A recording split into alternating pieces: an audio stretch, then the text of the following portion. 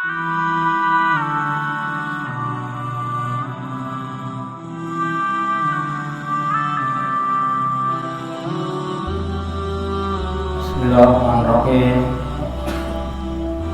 Assalamualaikum warahmatullahi wabarakatuh.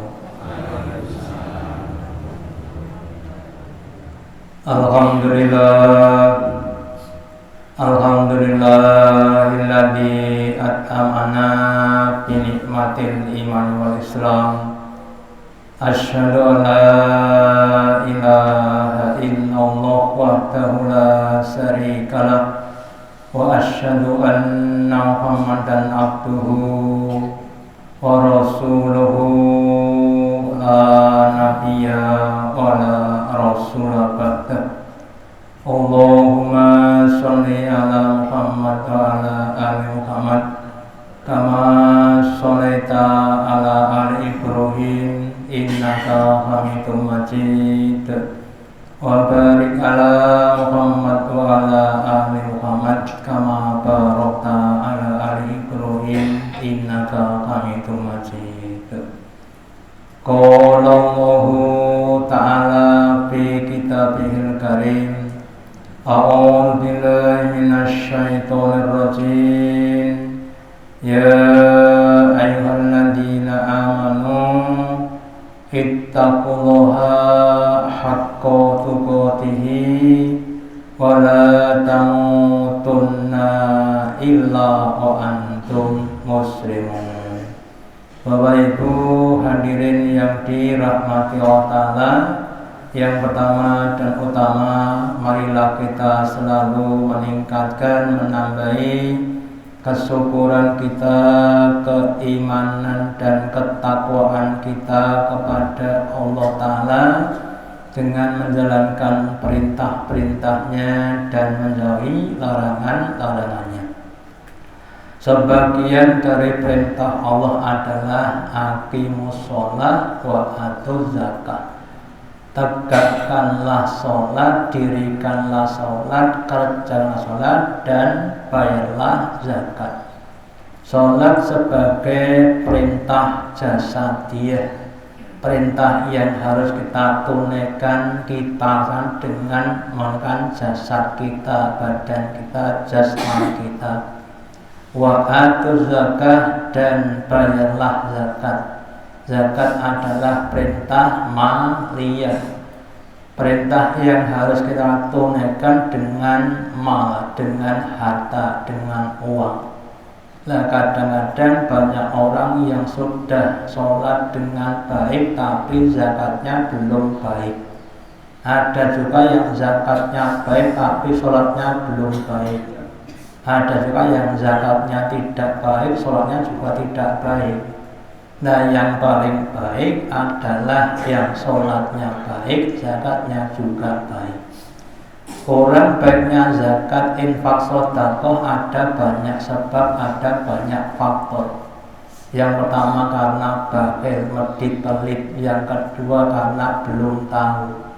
Yang ketiga mungkin belum terfasilitasi.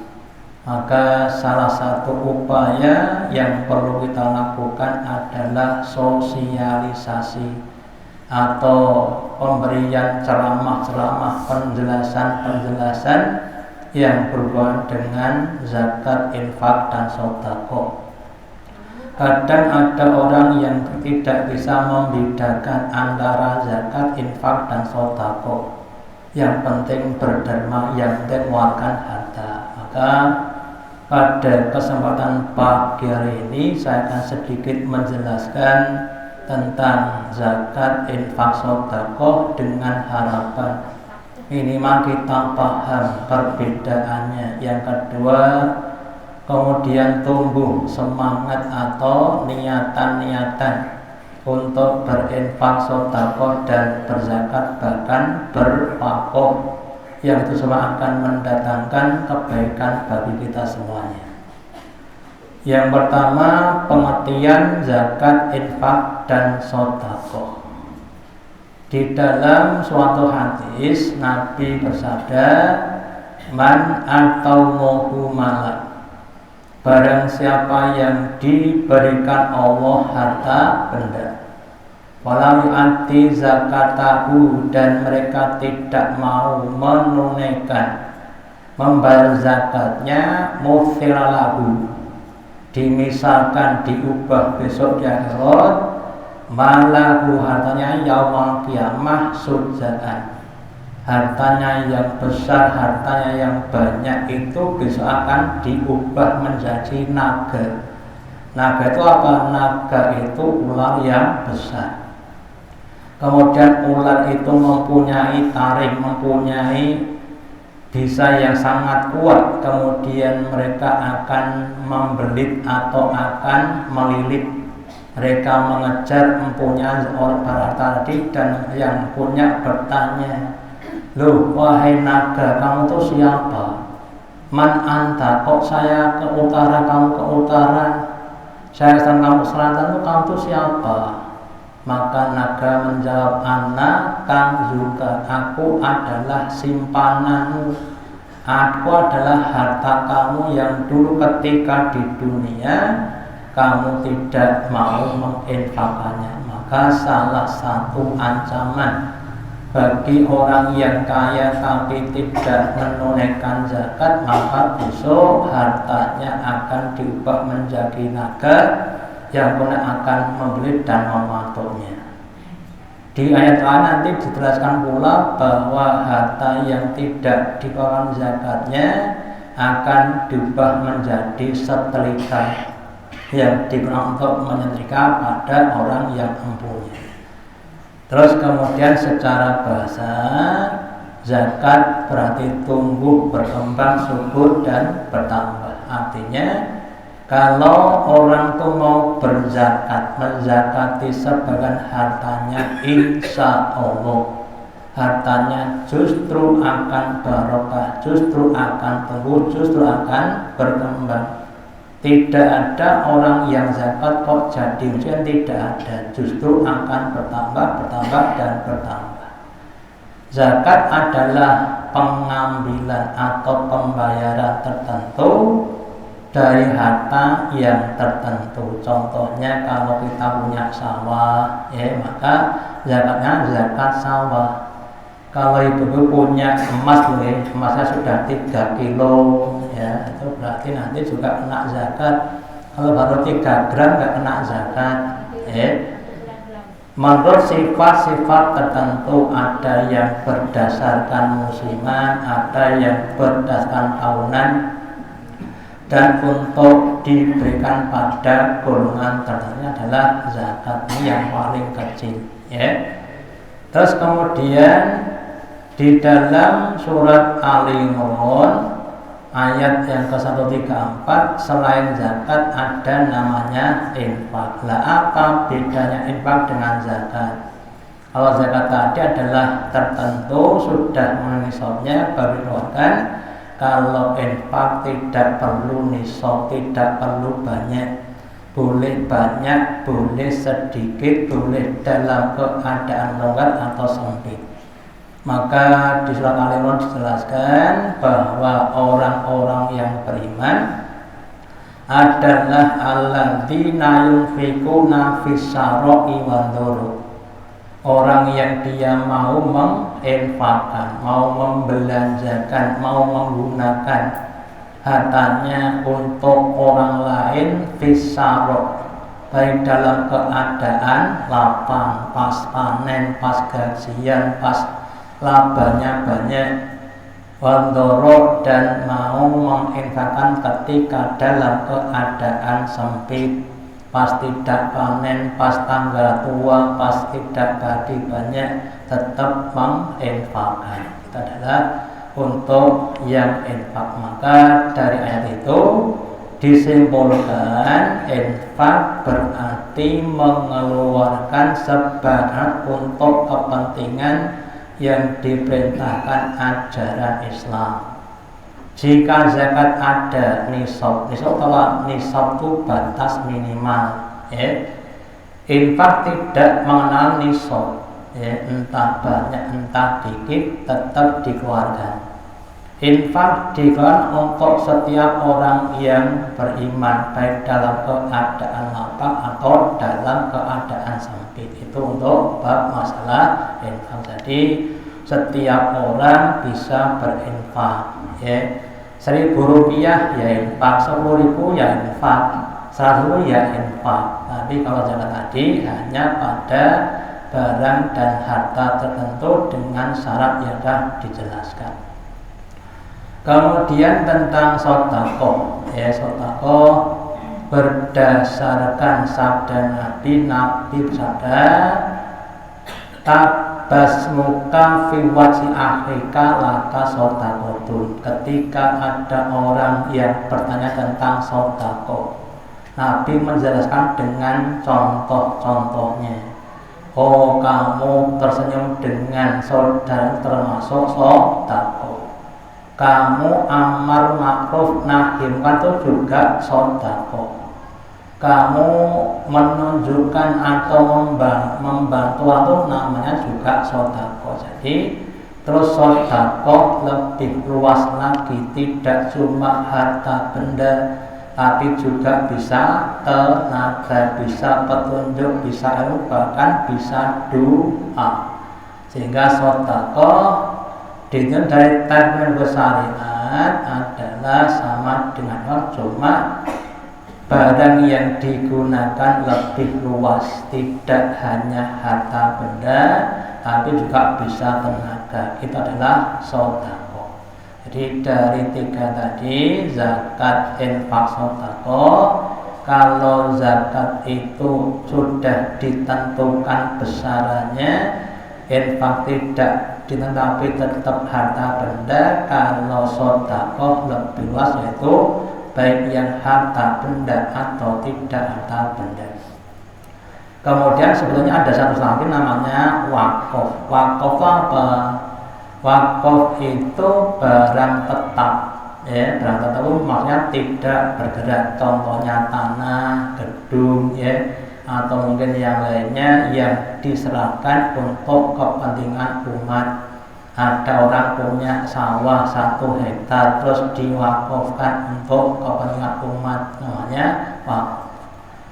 Kemudian kembali kepada zakat, kita jelaskan lebih lanjut bahwa berdasarkan jenisnya zakat ada 2. Yang pertama zakat jiwa atau zakat fitrah, disebut juga zakat nafas yang dikeluarkan pada bulan Ramadan dan atau sebelum pelaksanaan sholat Idul Fitri. Jadi nanti pembayaran zakat fitrah itu harus dilakukan sebelum Idul Fitri. Para ulama berbeda pendapat tentang waktunya, yang lebih longgar yaitu selama bulan Ramadan. Yang lainnya berpendapat menjelang hari Idul Fitri karena tujuannya itu untuk membahagiakan orang-orang fakir ketika hari raya Idul Fitri, ya. Kemudian yang kedua zakat mal, zakat harta. Itu zakat yang dikenakan kepada orang-orang yang memiliki harta yang sudah berlebih. Kemudian waktunya ditentukan tergantung pada objek zakatnya. Kemudian tentang zakat fitrah ada beberapa hadis yang dapat saya sampaikan. Yang pertama, faradha Rasulullah SAW zakat fitri. Nabi memfardukan, mewajibkan, hukumnya wajib kepada setiap orang beriman zakat fitrah yang fungsinya tuqrotan lisoimi, sebagai penghapus pensuci bagi yang puasa, minal lagwi wal rafati, dari perbuatan yang lalu. Sok-sok ya orang itu puasa yang penting ramangan ramombe, terus apa dulan, kalau anak kita ngegame gitu. Ada nggak yang sepuh ngegame? Nah, ya, sudah sepuh ya, daripada nggak kuat puasa terus nge-game atau yang lainnya, namanya lahu. Warofas dan perbuatan rofas, jadi ya poso nang masjid cerak dalan, wong dalan sing lihat macam-macam nggih ngoten niku, terus timbul hasrat, sithik kan bisa terjadi begitu. Nah, kekurangan itu bisa dibersihkan dengan zakat fitrah. Watok matang lil masakin, dan fungsi yang kedua sebagai makanan bagi para miskin. Jadi nanti untuk zakat fitrah Bapak Ibu itu khusus untuk fakir miskin, bukan yang lainnya. Faman ada qabla sholati faya zakatun makbulatun, maka barang siapa yang membayarnya, menunaikannya sebelum sholat, yang dimaksud sholat Idul Fitri, maka itulah zakat yang diterima, zakat yang sempurna. Makanya nanti panitia mohon untuk mengingatkan pada jamaah kita semuanya untuk membayar zakat fitrah sebelum berangkat sholat Idul Fitri. Jangan sampai nanti ditunaikan setelahnya. Waman ada ba'da sholati, dan barang siapa yang menunaikannya itu setelah sholat. Lah mau tak boleh wong rene kok, aku sholat sih baru diberikan, maka itu cuma sedekah biasa yang pahalanya tidak sebesar zakat fitrah. Makanya sekali lagi kita harus hati-hati, jangan sampai terlambat, dalam menunaikan zakat fitrah.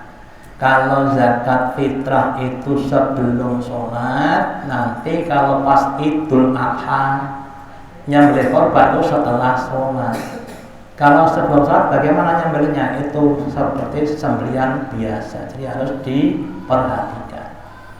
Terus ini yang jadi masalah Bapak Ibu. Terus yang zakat itu siapa saja? Masih ada anggapan bahwa yang zakat fitrah itu yang kaya-kaya toh. Ternyata untuk zakat fitrah itu setiap orang yang beriman, berdasarkan sabda Nabi, faradha Rasulullah SAW zakat al-fitri. Nabi menetapkan, Nabi memfardukan zakat fitrah so'an. Satu sok itu kalau kita nyawuk dari sini ke sini namanya satu sok. Satu sok min tamrin, kalau di Arab dulu makanan pokoknya kurma. Satu sok dari kurma, au so'an min sa'irin, atau satu sok dari gandum. Lah kalau di negeri kita, di Jawa, di Solo, di Klaten, di Sabra, makan pokoknya adalah beras atau padi atau nasi, maka nanti satu sok dari beras, bukan padi, Terus kemudian apa? Alal abdi wal huri, atas budak-budak dan orang merdeka. Jadi siapapun harus bayar berdasarkan hitung jiwa. Wadakali wal unta, baik untuk yang laki-laki atau untuk yang perempuan. Wasoli wakabri, baik yang anak-anak kecil belum puasa maupun yang sudah besar dari yang sudah puasa, minal muslimin, dari orang-orang yang Islam. Makanya nanti mohon kepada kita semuanya diteliti. Kalau seandainya si A keluarganya ada bapak, ibu, anak 3, berarti berapa? 5 orang, maka nanti bayarnya 5 sok. Si B itu keluarganya 8, bapak ibu anaknya 6, berarti 8 kali 1 sok. Lah 1 sok itu ada yang mengkonfirmasi atau menyamakan dengan 3 liter atau 2,5 kilo atau 2,8 kilo monggo. Jadi kurang lebih seperti itu. Itu kalau dari kalangan beras. Jadi nanti bagi di antara kita saya umumkan yang maaf saja mungkin belum mampu untuk membayar zakat fitrah, sebaiknya nanti bisa melapor pada Pak Takmir Masjid, insya Allah dibantu. Kenapa? Daripada tidak bayar, karena itu sebagai satu kewajiban. Si A orang kaya, ya, warganya 5, si B orang miskin, warganya 10. Zakat fitrahnya banyak mana? Banyak si C, si B. Kenapa? Karena warganya lebih banyak. Meskipun dia miskin, tetap zakat fitrah itu wajib bagi setiap orang yang muslim, yang besar, yang kecil, atau yang laki dan sama saja. Makanya nanti tolong untuk dihitung, ya. Bagi kita yang mungkin tidak mampu, silakan lapor sama Pak Takmir, insya Allah nanti dibantu. Bisa juga nanti seandainya keluarga aku kaya, keluarga B miskin, ya, terus zakat fitrahnya keluarga atau dikasihkan dulu kepada si B. Setelah si B dapat dari si A, terus dizakatkan lagi kepada yang lain. Jadi prinsipnya setiap orang itu wajib membayar zakat fitrah. Wujudnya adalah bahan makan, besarnya 1 sok kurang lebih 3 liter atau 2,5 kilogram. Kalau diuangkan bagaimana? Uang itu prinsipnya hanya untuk mempermudah. Yang penting mustahiknya itu menerima beras, bukan terima uang, ya. Nah, sebagian orang mengatakan dengan harga beras kurang lebih 12.000, nanti 1 soknya kurang lebih 30.000. Lalu nanti dari panitia silakan untuk disampaikan pada jamaah. Jadi itu untuk zakat fitrah saya tekankan itu wajib bagi setiap orang yang Islam. Yang tidak mampu harus dibantu supaya mampu. Untuk zakat fitrah yang bayar boleh menerima, tapi nanti kalau untuk zakat mal yang bayar itu orang-orang yang punya mal, yang punya harta berlebih, sehingga yang bayar tidak menerima, ya. Kemudian zakat mal itu zakat harta. Harta apa saja yang perlu dizakati? Yang pertama emas dan perak, ya. Emas dan perak sebagai logam mulia yang nilainya bisa naik dan turun. Nah, itu nanti harus dizakati. Berapa zakatnya? 2,5%, ya. Nisabnya berapa? Nisabnya 85 gram. Jadi kalau panjenengan punya emas perhiasan 80 gram, maka belum zakat.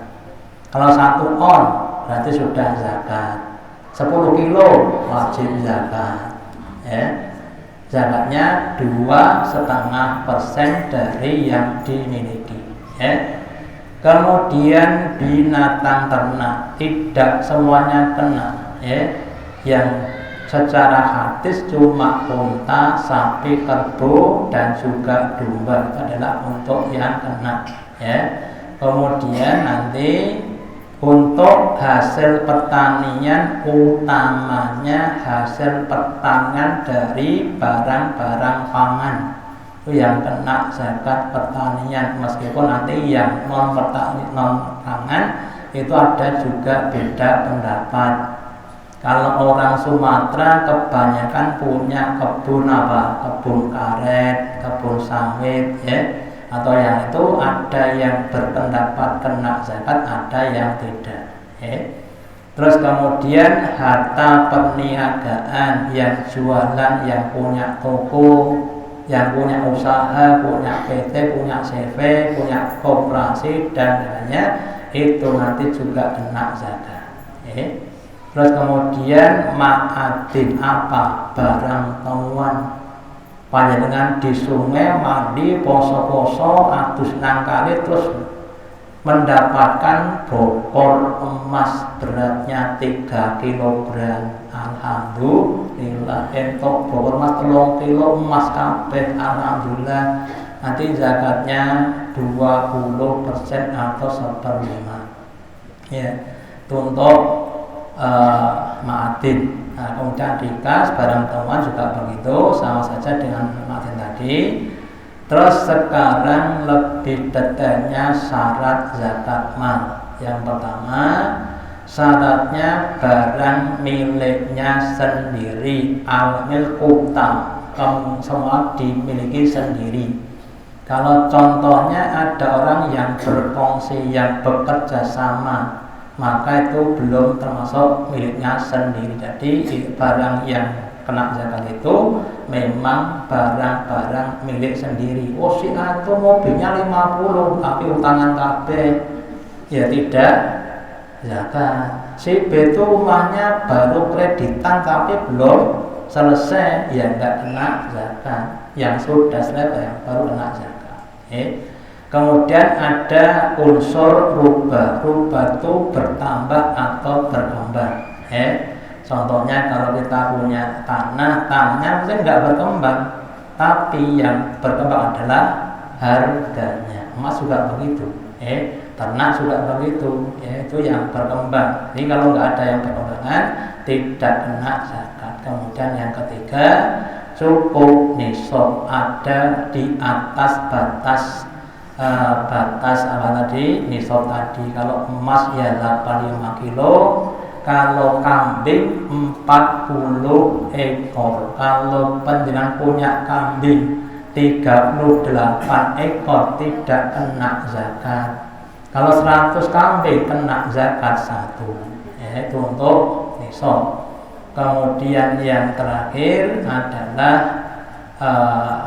adanya lebih dari kebutuhan pokok, dan kemudian yang adalah bebas dari hutang. Jadi itu adalah syarat-syaratnya. Dan untuk barang syarat umum ada berlaku 1 tahun. Cuma untuk barang-barang yang pertanian tidak 1 tahun, tapi ketika panennya terjadi.